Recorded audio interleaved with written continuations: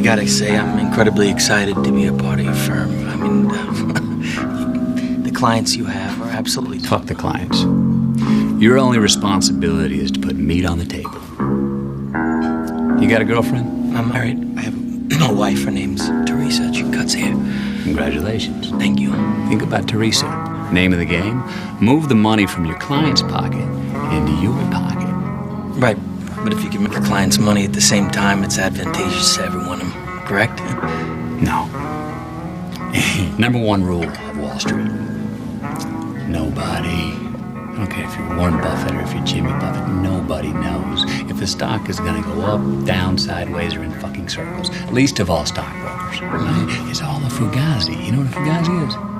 Fugazi. It's fake. Yeah, fugazi. It's a wazi, it's a woozy, it's a fairy dust. It doesn't exist. It's never landed. It is no matter. It's not on the elemental chart. It's not fucking real.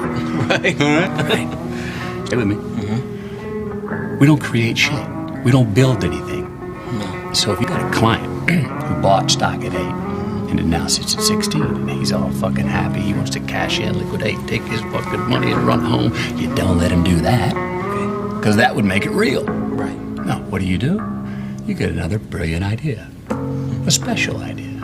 Another situation. Another stock to reinvest his earnings and then some. And he will every single time because they're fucking addicted. And then you just keep doing this again and again and again. Meanwhile, he thinks he's getting shit rich, which he is on paper.